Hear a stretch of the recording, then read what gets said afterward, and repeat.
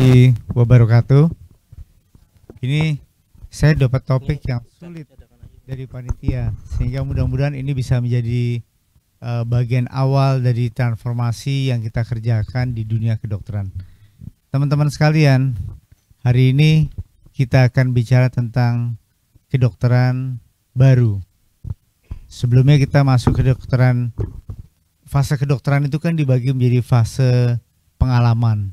Dulu para dukun mengobati pasien, kemudian didapatkan evidence sembuh, kemudian diulangi, direplikasi pengobatan tersebut dengan cara yang sama. Itu kedokteran kuno. Kemudian kedokteran modern menggunakan evidence-based medicine. Evidence-based medicine ini digunakan untuk mengetahui apakah subjek yang ada di dalam clinical trial bisa tergambar di dalam penggunaan praktek sehari-hari. Hari ini kita akan bicara tentang artificial intelligence dan machine learning sebagai kedokteran masa depan. Teman-teman sekalian, teknologi dalam perkembangan ilmu pengetahuan umat manusia saya contohkan dan saya buktikan dengan 3 hal besar. Yang pertama adalah ditemukannya bom atom secara massal. Bom atom ini diledakkan di Hiroshima dan Nagasaki dan merubah pola politik dan pola defense dalam human being, sehingga bom atom itu menjadi sangat fundamental. Yang kedua adalah ditemukannya double helix DNA oleh Wilson and Crick, dan ini digunakan untuk melakukan sequencing dari apa yang kita tidak ketahui sebelumnya dengan menggunakan penjelasan metabolisme dan mengidentifikasikan seseorang menjadi pattern tertentu berdasarkan fenotip yang tersedia. Dan yang ketiga adalah ditemukannya binary logic algoritma. Binary algoritma ini yang akan kita bicarakan sekarang berkaitan dengan binary algoritma yang ada di dalam dunia komputer. Teman-teman sekalian, kalau kita bicara tentang binary algoritma, ini adalah contoh komputer masa tahun 40-an. Dengan ruangan sebesar ini bisa tersimpan data 8 GB. Hanya 8 GB. Padahal handphone saya ini 1 tera, besarnya segini. Sebesar ini komputer itu 8 GB. Karena pada waktu itu komputer diciptakan untuk melakukan perhitungan sulit di dalam matematika. Dunia komputer berkembang, kemudian aplikasinya juga berubah, tidak saja untuk menghitung, dan akhirnya didapatkan model komputer yang bertransformasi seperti ini. Dari mulai tahun 40 yang komputernya besar, sampai tahun 70 mengecil, makin kecil lagi, terbentuk desktop waktu kita ingat tahun 90-an, masih di desktop, dan sekarang kita menggunakan laptop. Mungkin di masa depan komputer semakin lama semakin berkembang. Itulah perkembangan esensial di dalam ilmu pengetahuan manusia dengan ditemukannya komputer yang membuat hidup menjadi lebih mudah. Tidak saja digunakan untuk menghitung, tapi juga untuk melakukan komunikasi, untuk menyimpan data, untuk foto, untuk musik, dan hampir semua aspek kehidupan itu tidak terlepas dari perhitungan dan algoritma komputer. Saya ingin perkenalkan bahwa komputer yang tadinya digunakan untuk menghitung oleh Arthur Merck itu digunakan untuk menjadi logika, science and engineering dalam memutuskan mekanisme tertentu. Arthur Merck inilah yang pertama kali, John McCartney ini yang pertama kali menemukan istilah artificial intelligence. Jadi komputer diharapkan bisa melakukan eksekusi dari data yang dimasukkan, kemudian memilih secara algoritma model yang ditemukan. Itulah yang disebut sebagai artificial intelligence. Artificial intelligence sendiri adalah teknologi yang memungkinkan komputer untuk melakukan tugas-tugas yang biasanya membutuhkan kecerdasan manusia, seperti belajar memahami dan membutuhkan keputusan. Kebutuhan keputusan di tingkat medis yang begitu rumit itu bisa salah satunya diselesaikan dengan artificial intelligence. Sejak John McCartney menemukan artificial intelligence, maka dunia komputer berubah total, dan mungkin ini akan masuk juga ke dalam perspektif pemahaman tentang dunia kedokteran masa depan.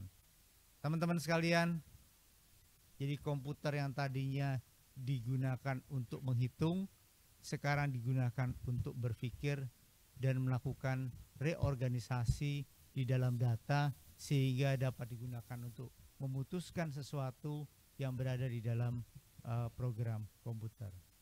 Sesungguhnya artificial intelligence tersebut dibagi menjadi 3 bagian besar. Yang pertama adalah machine learning, yang kedua adalah natural language processing, dan yang ketiga adalah computer vision. Ini begitu banyak investasi yang digunakan di seluruh dunia sehingga artificial intelligence ini secara global mencapai lebih dari 28 billion dolar di tahun 2025 untuk investasi ilmu pengetahuan, kemudahan sosial, dan kemudahan hidup di dalam kejadian manusia. Saya yakin tidak ada yang punya handphone tidak ada handphone yang dipegang pada saat presentasi ini. Semua punya handphone, aplikasi pakai handphone, dan sesungguhnya itu adalah konsep dari artificial intelligence yang berusaha untuk memutuskan secara algoritmik hal-hal yang berkaitan dengan manusia.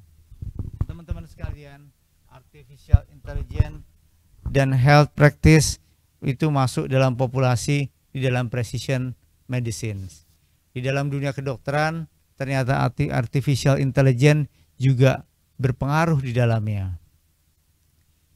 Dan artificial intelligence memungkinkan identifikasi individu yang beresiko terhadap penyakit, kemudian melakukan diagnosis pada subtipe penyakit yang spesifik, dan melalui respon terhadap pengobatan tertentu.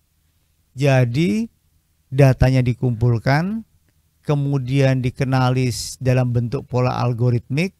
Dari pola algoritmik ini ditentukan mungkin diagnosisnya yang spesifik dan yang lebih tepat, kemudian dilakukan respon pengobatan, dan respon pengobatan yang digunakan itu pun bisa diidentifikasi dengan algoritma yang ada di dalam artificial intelligence. Saya ambil contoh misalnya di bidang kesehatan, pengobatan kanker dengan menggunakan gen terapi, di mana sequencingnya sudah diketahui secara konkret, itu dapat digunakan dengan menggunakan artificial intelligence. Robot untuk operasi bedah, kalau ada pendarahan ketika melakukan operasi dengan robot, maka akan diidentifikasi oleh artificial intelligence dan dibelokkan arah marker scope-nya. Kemudian diagnosis menggunakan citra medis. Kita tahu banyak citra medis seperti misalnya tuberkulosis yang bisa didiagnosis secara artificial intelligence karena memang polanya sudah terpola secara spesifik untuk mendiagnosis hal tersebut. Kemudian pemeriksaan kondisi pasien jarak jauh pada telemedicine juga bisa digunakan artificial intelligence. Pengobatan dengan obat-obat dosis yang tepat, misalnya pengobatan diabetes, pengobatan hepatocellular karsinoma, pengobatan kanker dan sebagainya, dosisnya, jenisnya bisa diatur dengan menggunakan artificial intelligence. Pendekatan dini penyakit menular, pemantauan kesehatan untuk ibu hamil, pemberian gaya hidup berdasarkan kesehatan pribadi, masing-masing di handphonenya itu kan ada aktivitas berapa step sehari, dan beberapa step sehari itu kalau dikurang di evaluasi lebih lanjut akan disarankan oleh artificial intelligence yang ada di handphone kita untuk melakukan aktivitas lain. Kemudian penyaringan massal untuk penyakit yang menular juga sudah menggunakan artificial intelligence. Yang paling penting adalah memberikan edukasi kesehatan secara personalized pada kedokteran modern di masa yang akan datang.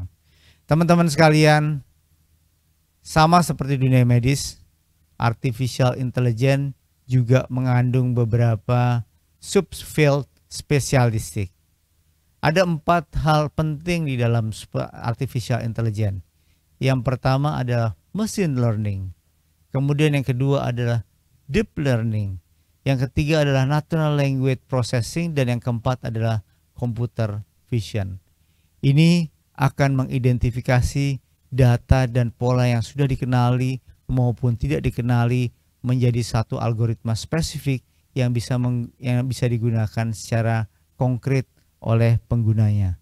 Teman-teman sekalian, dulu dunia kedokteran modern selalu menggunakan evidence based medicine sebagai tolak ukur untuk melakukan justifikasi bahwa pengobatannya sudah benar. Tetapi di masa yang akan datang, bukan tidak mungkin maka evidence based medicine yang tentu subjeknya belum tentu sama dengan pasien kita, itu akan digantikan oleh artificial intelligence. Di masa yang akan datang, yang paling penting adalah bagaimana artificial intelligence tersebut ketemu dengan evidence based medicine.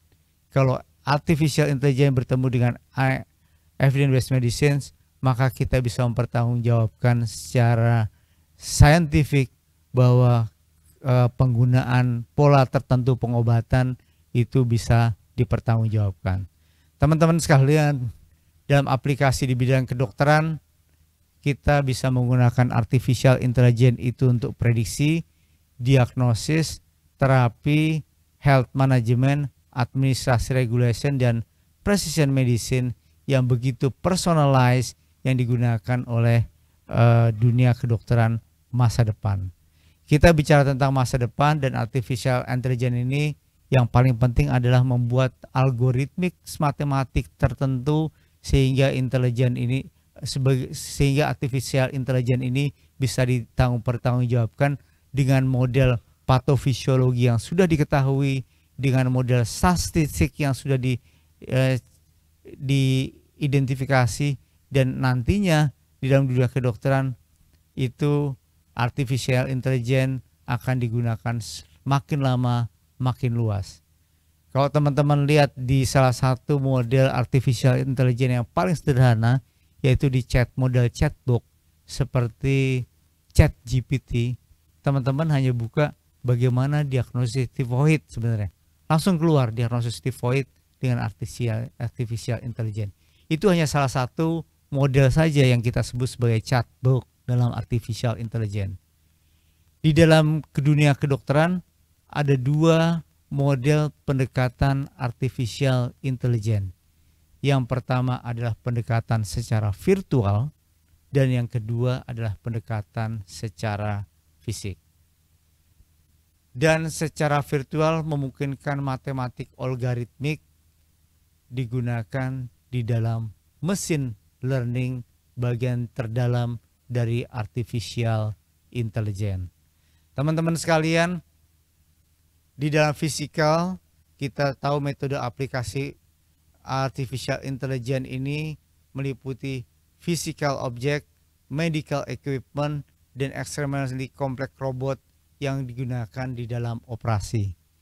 Jadi kalau ini digunakan dalam dunia kedokteran, maka mungkin dunia kedokteran masa depan akan berubah drastis.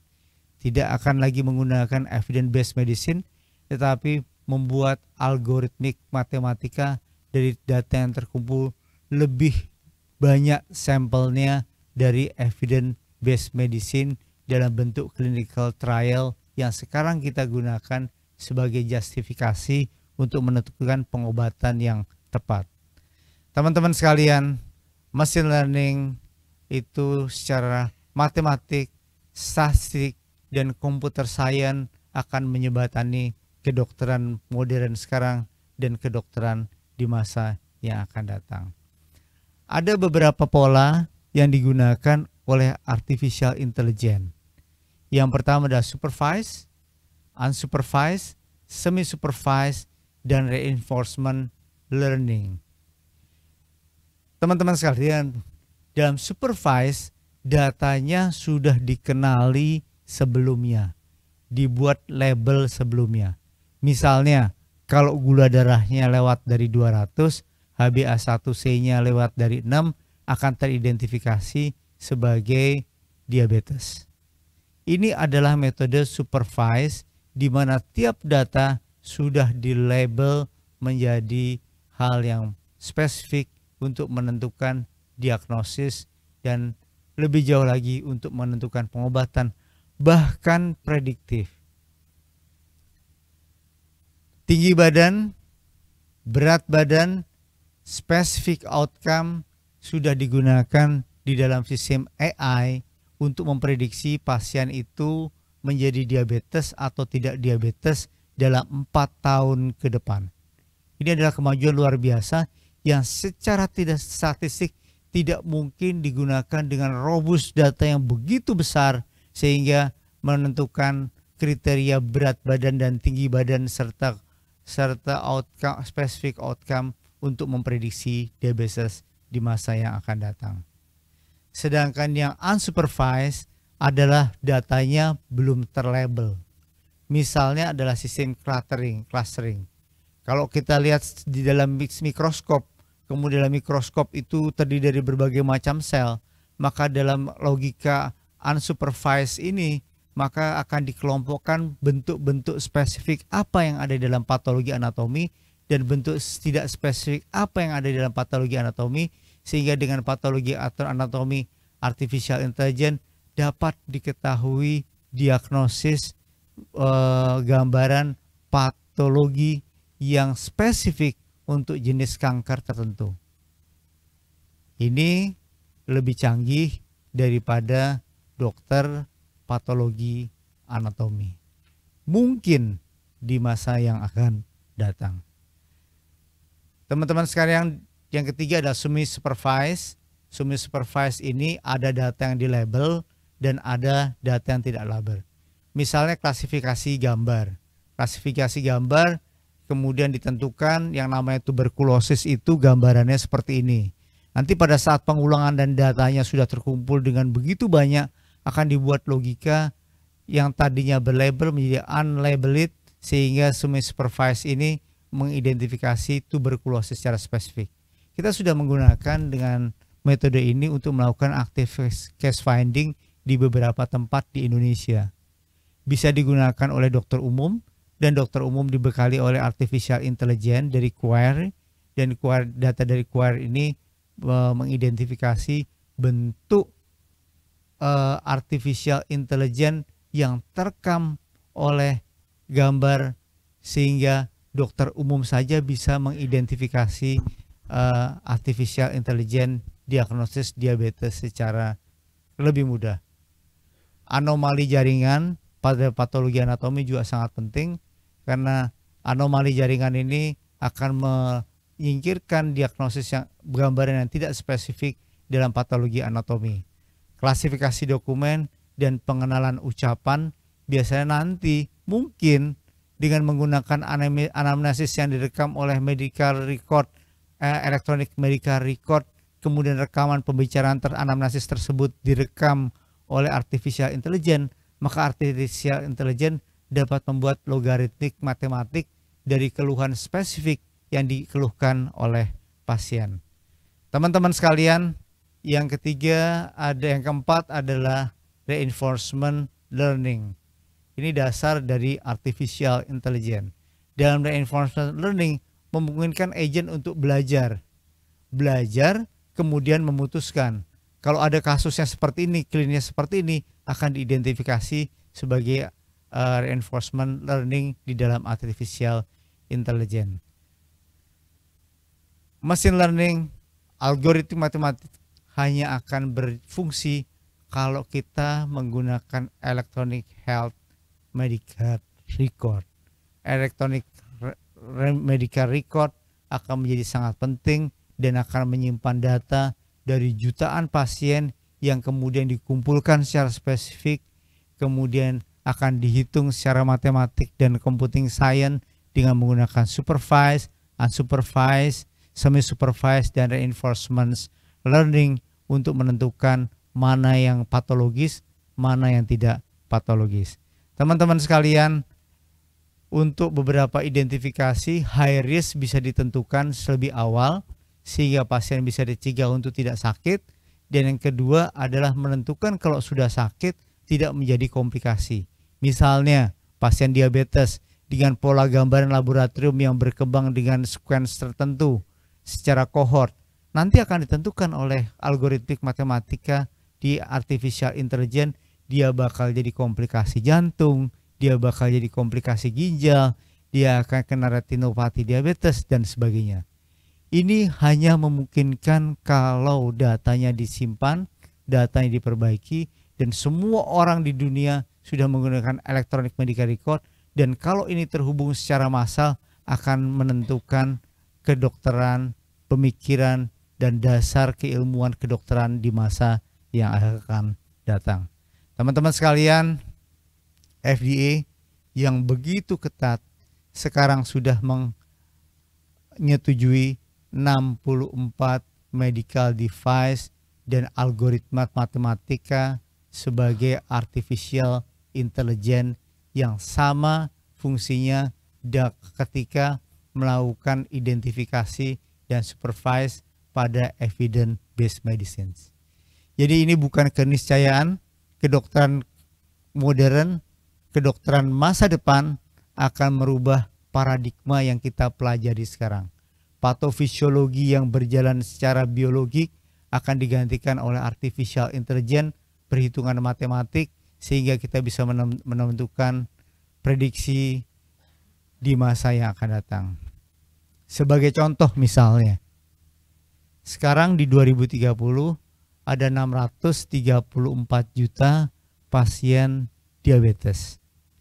Gimana cara taunya kok di tahun 2030 nanti akan ada segini orang yang menjadi diabetes? Ini adalah contoh bahwa prediction model diabetes bisa diukur prevalensinya dengan artificial intelligence berdasarkan atas kelompok subetnik, berdasarkan atas kelompok pertumbuhannya, berdasarkan atas kelompok faktor resikonya, sehingga ini disusun secara algoritma matematikanya dan kita bisa mendapatkan angka diabetes di masa yang akan datang. Ini dimungkinkan karena pada data pemasukan data diabetes care itu diadukan analisis dengan menggunakan deep learning, machine learning, artificial neural network, dan artificial intelligence. Diabetes care membuktikan prediksi diabetes, membuktikan bahwa keniscayaan untuk merubah paradigma keilmuan kedokteran secara masa depan akan membuat kita nanti ketinggalan zaman kalau kita tidak mendalami artificial intelligence. John McCartney telah berpesan beberapa puluh tahun yang lalu bahwa cabang ilmu ini akan mengidentifikasi secara spesifik menjadi pola belajar dan bahkan memutuskan model algoritmik yang begitu kompleks yang tidak bisa dihitung dengan menggunakan logika dan matematik manusia. Kalau dulu kita kenal medicine is combination between science and art, maka artnya ini yang nantinya akan dikuantifikasi dan digunakan algoritmiknya dengan menggunakan artificial intelligence.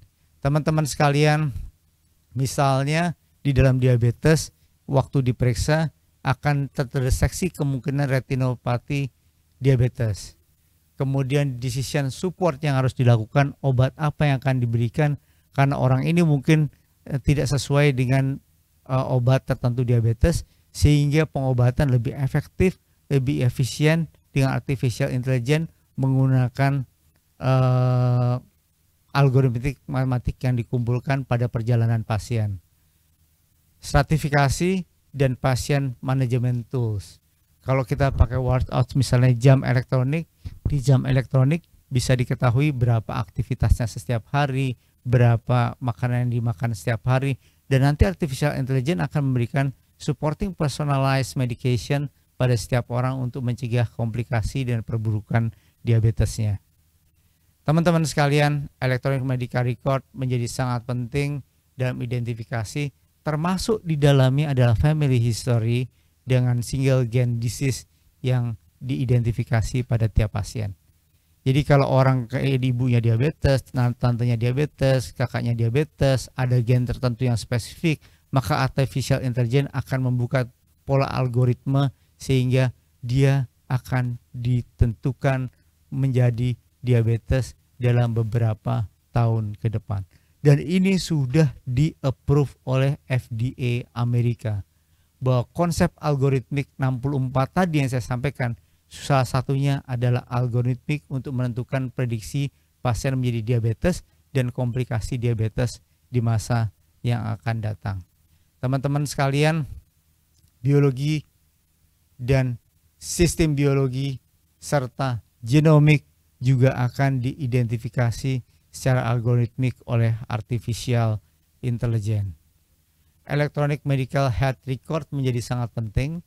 Karena itu Kementerian Kesehatan mewajibkan untuk setiap rumah sakit menggunakan electronic medical record. Dengan electronic medical record yang begitu kompleks dan banyak, nanti akan punya data cloud yang begitu kompleks, dan data cloud yang begitu kompleks ini akan menentukan pola penyakit pasien-pasien di Indonesia, pola diagnosis, pola terapi, dan pola rehabilitasi dengan menggunakan algoritmik matematik. Tidak di laboratorium biologi lagi, tetapi di dalam laboratorium sains dan komputer. Teman-teman sekalian, misalnya SNP, Single Nucleotide Polymorphism, itu kan teridentifikasi sebagai gen yang mungkin secara interaktif kalau dulu di diabetes itu bertanggung jawab terhadap kejadian diabetes. Tapi menggunakan data AI, maka kita bisa melihat bahwa SNP tersebut akan mengidentifikasi dan memprediksi varian yang paling cocok orang ini akan diabetes kapan. Ini yang penting. Kemudian genetic study membuka peluang yang lebih besar apabila dikomunikasikan dengan artificial intelligence. Genomic, klinik, imaging dikombinasikan dengan pengetahuan sistem matematika di dalam artificial intelligence akan memberikan diagnosis di masa yang akan datang. Jadi kedokteran modern, kedokteran di masa yang akan datang akan merubah pola pendidikan kita, bahwa mengobati seseorang adalah mengobati ketika penyakitnya tersebut belum terjadi. Dan ini hanya mungkin dengan menggunakan robust algoritma matematik yang ditentukan dan digunakan dengan menggunakan artificial intelligence. Teman-teman sekalian, dan ini lebih presisi dibandingkan dengan menggunakan skor. Kalau skor kan tertentu, kita dulu punya skor diare, kita punya Framingham score yang hanya ada beberapa, yang ada 10 sampai 12. Tapi dengan robust data yang begitu banyak dan kompleks, secara matematik akan terdapat scoring dengan paralel yang mengidentifikasi bahwa seseorang akan menjadi diabetes, seseorang akan jadi sakit jantung, seseorang akan jadi sakit ginjal untuk pengobatan di masa yang akan datang. Di dalam AI sudah digunakan secara teknis, misalnya ini, glucose level yang terukur dengan menggunakan continuous glucose monitoring akan dikirimkan modul algoritmiknya dengan menggunakan AI, sehingga akan dimasukkan insulin continuous dalam jumlah yang tepat.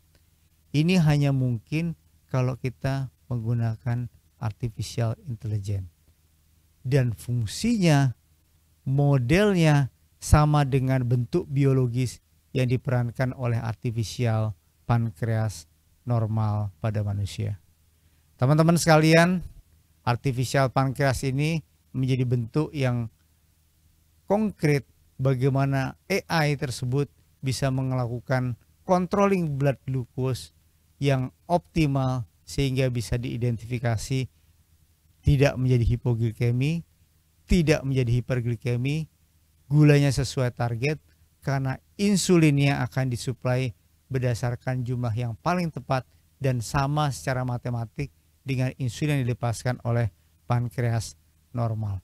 Ini hanya bisa dimungkinkan dengan menggunakan artificial intelligence.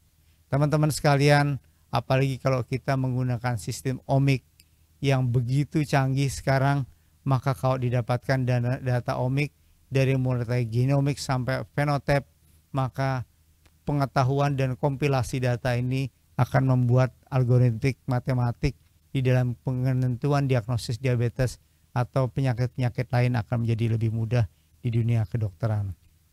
Teman-teman sekalian, ada DNA, RNA, phenotype, environment, metabolite, dan proteinomik akan menjadi data yang ada di dalam sistem kedokteran masa depan dan akan menentukan seseorang akan berumur berapa panjang dan akan menentukan seseorang akan menjadi penyakit spesifik tertentu di masa yang akan datang. Ini adalah data yang mengumpulkan bagaimana sistem tersebut bekerja secara kompleks. Ada data yang berupa tumor biopsi, kemudian diperiksa RNA-nya, kemudian dibuat sequencing nucleome resultnya, kemudian diidentifikasi secara logis dengan menggunakan artificial intelligence dan akan di-input pengobatan dan dievaluasi pengobatannya untuk jenis kanker tertentu atau jenis tumor tertentu menggunakan obat yang sesuai. Teman-teman sekalian, AI juga berperan pada hepatic cellular carcinoma. Ini yang sudah established dan di-approve oleh FDA. FDA akan menentukan jenis obatnya berdasarkan atas immune cells, gene model, immune microenvironment, hasil biopsi, hasil imaging, dan semua tersebut dikumpulkan dan dihitung secara matematik di dalam AI. Teman-teman sekalian, AI begitu maju. Kalau dulu ini adalah kedokteran konvensional di mana neuroimaging dan data klinik menentukan bagaimana kita membuat diagnosis dan terapi. Tetapi dengan menggunakan sampling gen, dengan menggunakan model transformic data dan protein metabolik, dan kemudian AI akan membuat model algoritmiknya, maka akan bisa ditentukan jenis obat yang paling tepat di dalam dunia kedokteran masa depan. Ini sama, dan yang paling penting bahwa artificial intelligence itu di dalamnya ada machine learning, ada deep learning, dan ada gen AI, artificial intelligence, yang akan menentukan pola kedokteran masa depan. Siap-siaplah bahwa ini akan terjadi di masa yang akan datang, bahwa kita tidak cukup belajar secara konvensional di Fakultas Kedokteran berdasarkan atas model fisiologi saja dan patofisiologi saja dan pendekatan klinik saja, tetapi pendekatan dengan menggunakan algoritmik matematik mungkin nanti akan diajarkan pula di sistem pendidikan kedokteran masa depan. Teman-teman sekalian, machine learning adalah kombinasi dari berbagai macam data yang dikumpulkan, dan nanti kalau sudah siap maka ini akan digunakan sebagai model. Arthur McCartney di masa tahun 40-an 50-an sudah mengidentifikasi masa depan semua cabang keilmuan akan menggunakan artificial intelligence untuk melakukan pendekatan pekerjaannya. Dan yang paling penting adalah bahwa promising ini tidak menggunakan asumsi. Ini kayaknya jadi sakit jantung, ini kayaknya jadi sakit ginjal, ini kayaknya retinanya kena. Itu udah nggak ada lagi nanti. Tapi akan diketahui, oh ini skor retinopatinya tinggi, oh ini skor gagal ginjalnya tinggi, oh ini skor pasien diabetesnya itu jadi sakit jantung. Dan itu yang akan dihitung dalam algoritmik artificial intelligence dan menjadikan pasien pengobatan yang lebih sedikit, lebih konkret, lebih spesifik, dan bisa dipertanggungjawabkan untuk tidak menjadi komplikasi yang lebih parah. Teman-teman sekalian, komplikasi AI juga bisa digunakan dengan big data, dan big data itu akan mereduce pasien baik dari sisi biaya maupun improving yang maksimal di semua lini.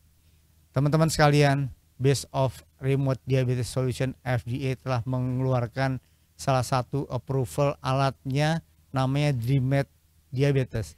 DreamMed Diabetes ini ada artificial pancreas yang tadi menggunakan continuous glucose monitoring, continuous insulin pump yang akan diidentifikasi secara logaritmik kapan dan berapa jumlah insulin yang mesti disuplai.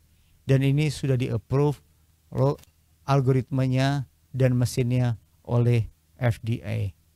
Teman-teman sekalian, secara teknologi ini akan berjalan terus dan sudah selayaknya harus kita sadari bahwa kedokteran yang kita pelajari sekarang bukan satu-satunya solusi yang nantinya akan digantikan oleh artificial intelligence. Tidak mengurangi peran dokter, karena dokter akan tetap menentukan, tetapi tools oleh dokter menggunakan artificial intelligence untuk mendiagnosis dan mengobati serta memprediksi pasien. Teman-teman sekalian, ini pada tiroid dengan menggunakan BRAF, maka pada BRAF diidentifikasi berapa kekuatan gen BRAF dan berapa SNP dari gen BRAF yang bisa diidentifikasi untuk mengenal tidak menggunakan biopsi orang tersebut akan menjadi kanker tiroid atau tidak. Ini juga menggunakan algoritmik matematika dari artificial intelligence. Teman-teman sekalian, depth of model dari improve proposed differentiation benign dan malignant pada pasien tiroid akan menjadi teridentifikasi. Juga untuk osteoporosis. Osteoporosis dalam 3 tahun ke depan ini sudah di-approve modelnya dengan menggunakan model algoritmik imaging. Imaging ini adalah osteoporotic detect algoritma yang akan mengidentifikasi fraktur yang mungkin terjadi pada orang yang belum mengalami osteoporosis apabila tidak diobati lebih awal. Jadi teman-teman sekalian, pengobatan kedokteran di masa datang mungkin akan berubah. Bukan saja menggunakan evidence-based medicine, tetapi menggunakan algoritmik matematik yang diidentifikasi dengan machine learning di dalam artificial intelligence, sehingga kita lebih hemat biaya, lebih precise, lebih optimal. Jadi artificial intelligence approach adalah important di dalam future generation of medical education. Nanti akan masuk ke dalam kurikulum artificial intelligence pada pendidikan dokter. Kemudian artificial ini akan menentukan prediksi berbagai macam penyakit. Dan yang paling penting adalah power dari medical teknologi membuat P4 model di dalam medicine yang baru. Saya ingin propose hipotesis yang saya buat bahwa artificial intelligence akan membuat prediktif, preventif, personalized, dan participatory untuk kedokteran Indonesia, untuk kedokteran dan ilmu kedokteran di masa depan termasuk endokrinologi. Terima kasih, mudah-mudahan bermanfaat. Assalamualaikum warahmatullahi wabarakatuh.